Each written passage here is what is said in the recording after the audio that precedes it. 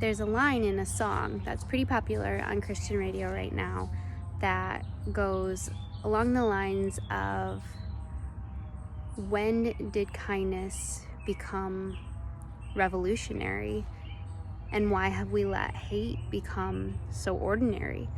And that is just a mind-blowing lyric to me.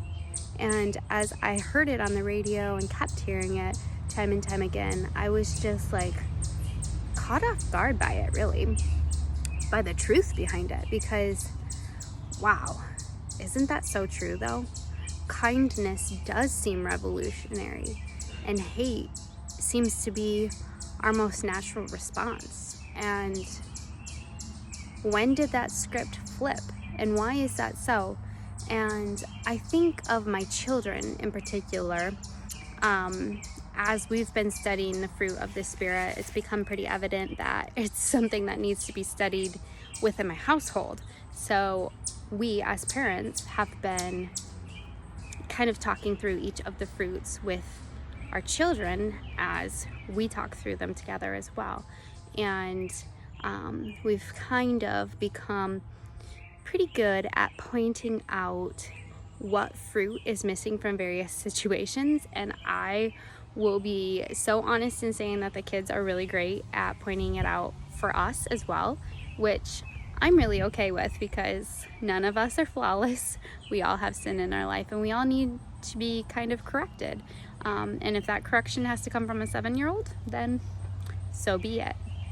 But time and time again, one of the fruits that we have to often point out to each other is, are you being kind? Are you responding with kindness? Could you say that more kindly? Those kind of things. We're seeing that kindness is one of the fruit that we most often are slipping up on. Why has it become so revolutionary?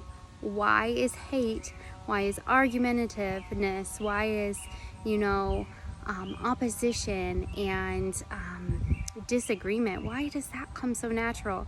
And responding in kindness seems to be revolutionary. I mean, we have this whole mindset where we have to do random acts of kindness. We have to encourage people to do that. We have to encourage people to pay for somebody else's coffee, or to hold a door open, or whatever that random act may be.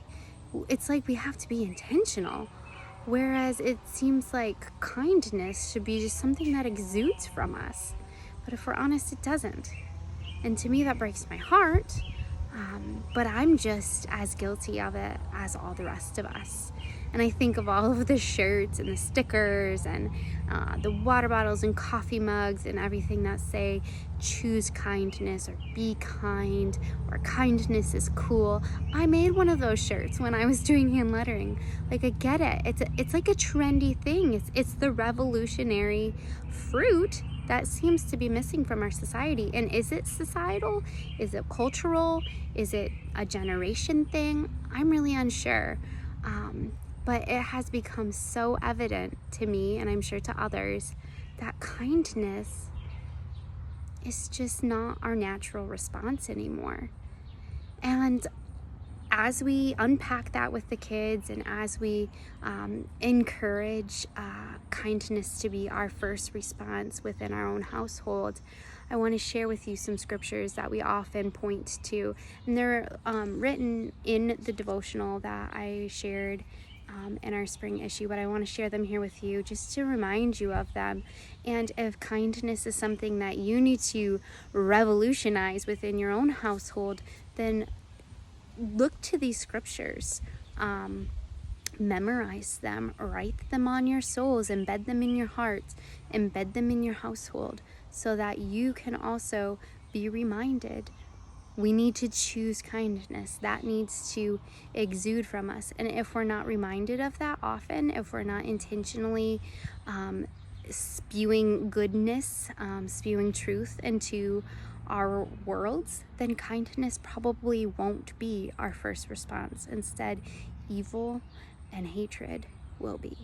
So let me read to you a couple of scriptures. I'm going to first start with Ephesians 4:32, which says, "Be kind to one another, tender-hearted, forgiving one another, as God in Christ forgave you." So kindness, what does that look like?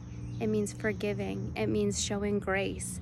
It means accepting and showing love. It means being gentle and not so forceful with your own thoughts and your own desires and your own opinions. I'm going to read now from Luke 6:35, and it says, "But love your enemies." Oof, that's hard, right? Love your enemies and do good and lend, expecting nothing in return. And your return will be great, and you will be sons of the Most High, for He is kind to the ungrateful and evil. Excuse me there. How good is that, though, friends? If we are called to live a life like Christ lives, then it says right here in His holy scriptures, He is kind to the ungrateful and to the evil. So despite what we're faced with, despite harsh words or differing opinions or hurt and harm, we must respond with kindness, because that is how we will exude Christ within us. I'm going to leave you with one more scripture, and it's found in Proverbs 31:26. She opens her mouth with wisdom, and the teaching of kindness is on her tongue. And as the mother of our household, as the one who's with our children all day long, constantly reminding them, are we being kind? Are we patient? Could we be more gentle? Are we exhibiting self-control? I am constantly reminding myself of this scripture. When I open my mouth and speak life into my children, am I speaking wisdom? Am I being kind to them? Is my example something that is loving and patient and peaceful? Am I showing them kindness?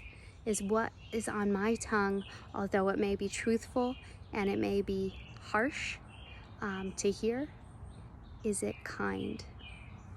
So, ladies, I just want to encourage you, in this crazy world where kindness is revolutionary, that we be the examples as women who love the Lord and want to raise kind people who are respectful and are exhibiting the fruit. Let that be our example that we live by.